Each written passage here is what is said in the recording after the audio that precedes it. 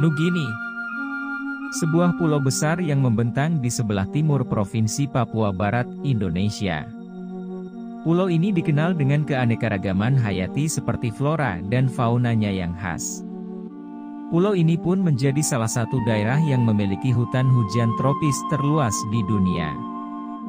Nama Nugini diberikan oleh pelaut Spanyol bernama Íñigo Ortiz de Retes pada tahun 1545. Dia memberikan nama wilayah itu Nugini, sebab dia menilai orang-orang di sana mirip dengan orang Afrika di pantai Gini. Setelah masa penjajahan Belanda, Papua Nugini menjadi wilayah administrasi mandat Perserikatan Bangsa-Bangsa, yang dikelola oleh Australia. Papua Nugini memperoleh kemerdekaan penuh dari Australia pada tanggal 16 September 1975. Walaupun sudah menjadi negara yang merdeka namun, Papua Nugini masih termasuk ke dalam kategori negara miskin yang ada di dunia.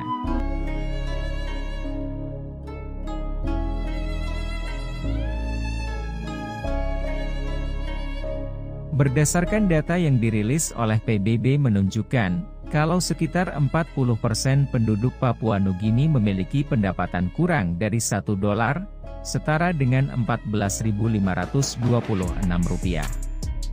Papua Nugini menghadapi tingkat kemiskinan yang tinggi dan merupakan salah satu negara dengan tingkat pembangunan manusia yang rendah. Meskipun memiliki sumber daya alam yang melimpah, kesenjangan sosial dan ekonomi yang signifikan, serta ketimpangan distribusi kekayaan, menjadi faktor utama yang berkontribusi terhadap kemiskinan yang melanda sebagian besar penduduk Papua Nugini. Meskipun begitu, pemerintah dari Papua Nugini berusaha untuk tetap bergengsi di mata negara lain. Ternyata hal ini menjadi bumerang yang kini harus disesali oleh pemerintahan mereka sampai saat ini. Dikutip dari Karskoops pada Sabtu, 20 Mei 2023. Bahwasannya Papua Nugini sempat menjadi salah satu negara yang menggelar konferensi tingkat tinggi, KTT, APEC pada tahun 2018 lalu. Demi memastikan para tamu terlayani dengan baik di negara tersebut, pemerintah Papua Nugini membeli 40 buah Maserati Quattroportes. Mobil-mobil mewah tersebut digunakan untuk menjadi kendaraan VIP para tamu dan pemimpin negara lain. 4 tahun setelah acara tersebut usai, kini permasalahan mulai muncul di kalangan pemerintah Papua Nugini. Mereka menghadapi tantangan keuangan dan pernah mengalami kekurangan dana untuk membangun negara dan memberantas kemiskinan rakyatnya. Papua Nugini merupakan negara yang memiliki ketergantungan ekonomi yang signifikan terhadap sektor ekstraktif, seperti pertambangan dan minyak, yang sangat dipengaruhi oleh fluktuasi harga komoditas global. Kebijakan yang diambil oleh pemerintah dalam pembelian mobil ini ternyata menjadi kontroversial, karena saat masyarakatnya hidup miskin, pemerintah malah berani untuk menghambur-hamburkan uang. Dari pembelian mobil tersebut, diketahui bahwa pemerintah tidak membeli mobil ini di Papua Nugini, karena dealer Maserati tak ada di negara tersebut. Diketahui pemerintah Papua Nugini memborong mobil tersebut langsung dari distributor yang ada di Sri Lanka dan pengiriman mobil dilakukan menggunakan sebuah jumbo jet Boeing 747. Setelah itu, kontroversial kembali terjadi 4 tahun setelah acara tersebut usai. Dahulu, Maserati Quattroportes tersebut dibeli dengan banderol $142.000, setara dengan Rp2 miliar. Tetapi kini mobil-mobil tersebut terbengkalai di sebuah gudang dan sulit untuk dijual. Kini penyesalan itu datang dari parlemen pemerintahan seperti yang diungkapkan oleh John Pundari. Jika kami memiliki pandangan ke depan, Maserati tidak akan dibeli sejak awal.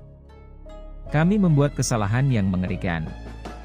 Seharusnya jika kami tidak memiliki dealer Maserati di Papua Nugini, tidak ada alasan untuk membeli Maserati. Begitulah ungkapan yang disampaikan oleh John Pundari. Karena kesulitan, kini mobil-mobil tersebut akan dijual pemerintah secara diskon dengan harga $114.000, setara dengan Rp1,6 miliar. Tercatat hingga saat ini baru ada 2 Maserati yang berhasil dijual dari 40 unit yang dibeli pada saat itu. Di waktu bersamaan, selain mobil Maserati, pemerintah Papua Nugini juga membeli beberapa mobil lainnya seperti Bentley Flying Spurs yang diperkirakan memiliki banderol 3,2 miliar rupiah. Selain itu ada 300 kendaraan yang terdiri dari Toyota Land Cruiser, Ford, Mazda, dan Mitsubishi Pajero. Tetapi kendaraan-kendaraan tersebut diketahui hilang meskipun sudah disimpan di dalam gudang. Di balik kekacauan pemerintahan di Papua Nugini yang menyebabkan tingkat kemiskinan terus meningkat, masih terdapat beberapa hal yang sangat menyedihkan. Terutama hal yang berkaitan dengan masalah perempuan beserta haknya, pendidikan, dan kesehatan. Sebagaimana dikutip dari laporan dunia, kekerasan terhadap perempuan dan anak perempuan merajalela. Lebih dari 1,5 juta orang mengalami kekerasan berbasis gender setiap tahun.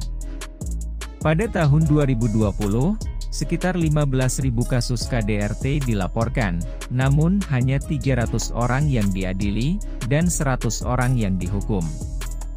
Pejabat polisi mengakui dalam penyelidikan bahwa kepolisian saat ini tidak dapat menjaga keamanan wanita dan anak-anak dan kekurangan sumber daya untuk penyelidikan menyeluruh. Lemahnya implementasi undang-undang tentang kekerasan terhadap perempuan dan anak menumbuhkan budaya impunitas. Perdana Menteri James Marape telah berkomitmen pada reformasi untuk mengatasi kekerasan berbasis gender, tetapi kemajuan nyata belum terlihat. Dilihat pula dari kesehatan masyarakat.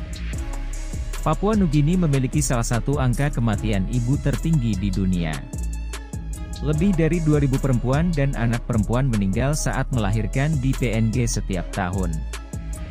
Risiko kematian ibu meningkat dengan terbatasnya akses ke rumah sakit, dengan 80% penduduk tinggal di luar pusat kota.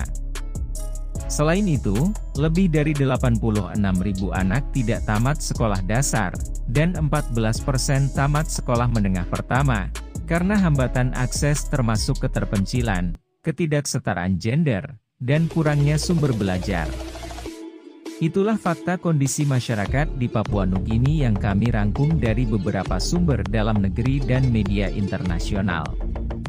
Semoga bisa menjadi pembelajaran bagi kita semua, terutama bagi pemerintah kita dalam mengambil kebijakan yang tepat dalam mengatur perekonomian negara.